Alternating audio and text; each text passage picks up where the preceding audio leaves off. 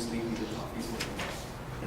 Okay, 2 weeks ago, me and my friends were coming back from Hollywood, and we were dropping off all of our friends, and I was the last one to get dropped off. Me and my buddy Val were headed down Harvard, making a right onto Lincoln.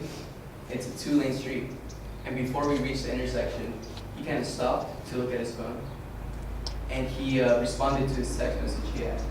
Once he made the right turn, I guess he didn't really look up to see if there was a car coming.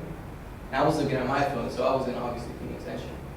And all I see behind us is really bright lights and this loud honk. And I look to my left, and I see this big truck just swerve to the left lane and just take off. And me and my friends were like, holy crap, dude, the hell happened? And we were just cracking up, that was close, you know? And after that, it was kind of awkward, kind of got quiet. And during this time, I was just thinking, wow, what if there's another car on the left lane? This big truck was coming at us 45 miles an hour, so he would have not been able to stop. And we were in this little Camry, so it would have been the end, you know? And I was thinking, I'm way too young to die. Haven't even turned 21, haven't experienced Vegas, haven't even had a real girlfriend. And I was thinking some more, and I was like, well, how would distracting our phones, you know? Our phones are the biggest distractions for us when we're behind the wheel. Texting while driving is a really bad habit with a simple fix that can prevent many deaths if we can stop texting. Today, I will talk about the statistics behind texting while driving, evaluate how dangerous it really is. I will talk about a little story about an incident that happened to someone.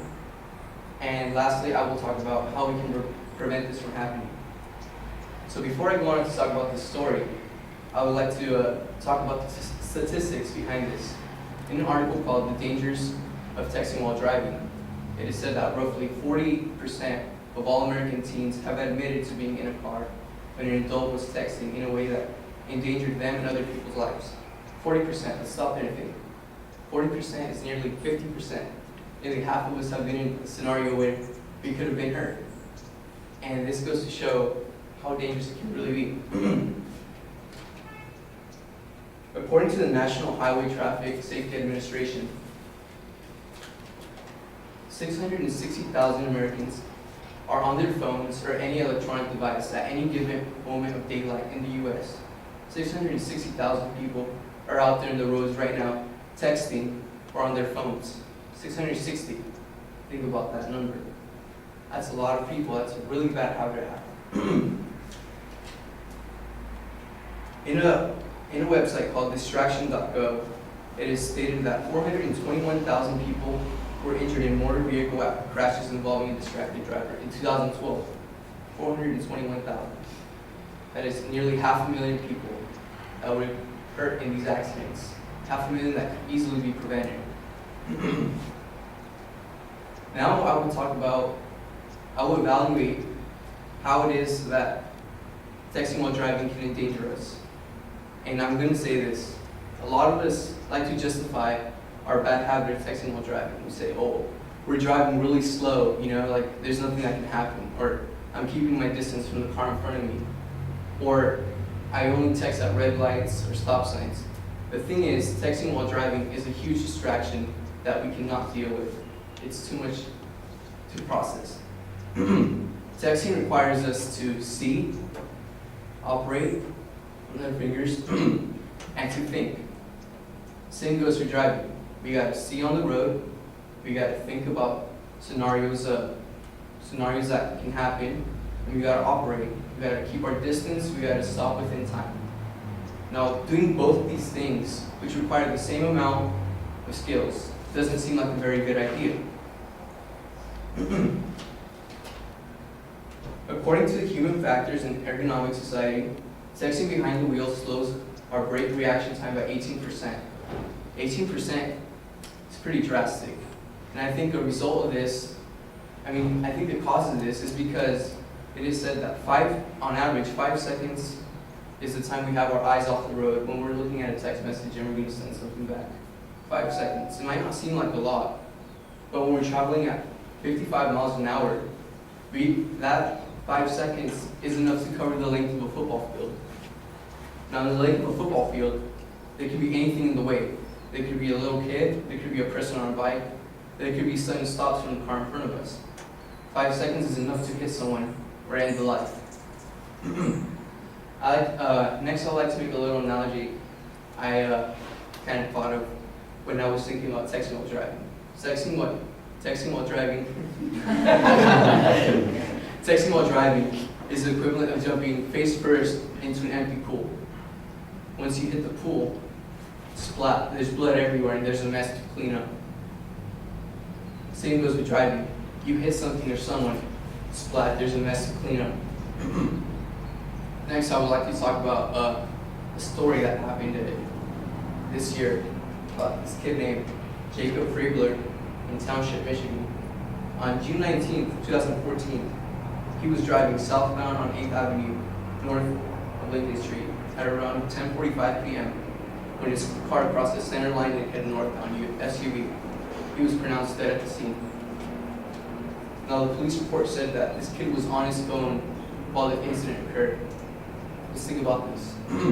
This kid's texting, driving. He's not really noticing what's going on, and his car swerves to the left, goes onto oncoming traffic, and hits an SUV. Now, luckily for the people in the SUV, they didn't die. They were really hurt though. They had a couple broken bones. However, not only does texting while driving kill people, it also scars people for life. I have a friend of mine that was recently in a car accident, and she got spun out, and her car, I guess, was facing oncoming traffic, and she almost got hit. And she's been traumatized. She doesn't go outside at all. She stopped going to school, and she only goes outside. She only goes into a car if her mom's driving. She does not trust anyone. She just breaks down in tears sometimes too.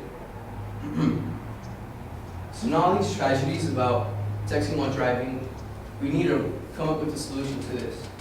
Sure, there could be cars that drive themselves or an EMP device that shuts down all cellular activity once we get into the car, but that's not going to happen anytime soon. What I think we should all do is just put our phone away, turn it off, or just throw it outside or throw it in the back of the car. It's not really worth it. Ever since my close call with my friend, I throw my phone inside the center console. I don't care who's texting me or calling me, they can wait till after I'm done driving. Guys and girls, if you have a boyfriend or girlfriend that gets mad at you if you don't text them within 2 or 3 minutes, one, dump them, or two, just let them wait. I don't think this text message is worth risking your life and other people's lives. And lastly, I would just like to say, putting your phone away while driving is a good way to show responsibility and be a role model. Whether we're driving our parents or our siblings, if they see that we're putting our phones away and we're being responsible, maybe they can follow the same thing. Maybe they can think like, okay, this guy's taking driving serious, I should do the same thing. I should not text and drive. Maybe they can do the same thing and their kids can do the same thing or their friends can do the same thing. Maybe this 25% of all car accidents that occur due to texting while driving can come to an end and go down to zero. Thank you.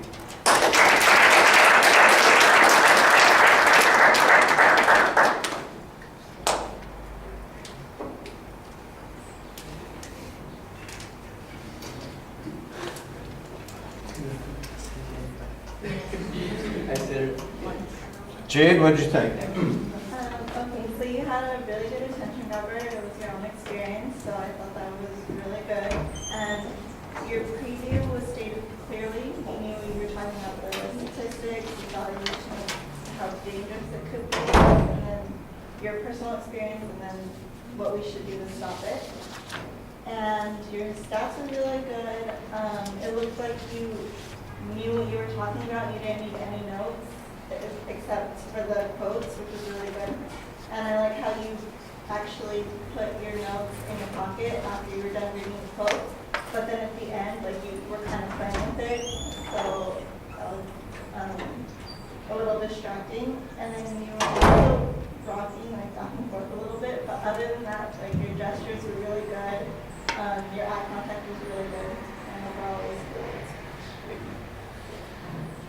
All right, I'm going to disagree a little bit with the notes in the pocket thing, because that is, I know that you don't need it for the most part until you get to those specific quotes. And most of the time, the data, you don't have long quotes, you just have a piece of data. This is one of those things where the extra time to remember, the number of incidents or the statistic or what source came from would have been really valuable, because it looks awkward when you have to reach in your pocket, pull something out, unfold it, read it, then fold it back up and put it in your pocket. Tell you what, if you had it on a single card and it was sitting next to you and you had to reach over and pick it up, that would be less distracting. It's just one of those things. Speaking of the pockets, got to take stuff out of the pocket. And speaking of texting, make sure I set the sound off while I'm thinking about it so that I don't get any messages while I'm listening to you.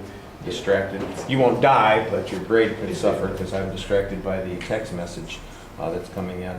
I thought you had good examples. It's reasonably well introduced and organized. You got a lot of kind of emotional touchstones that you put into the speech, as well as some statistical data. I think that works pretty well.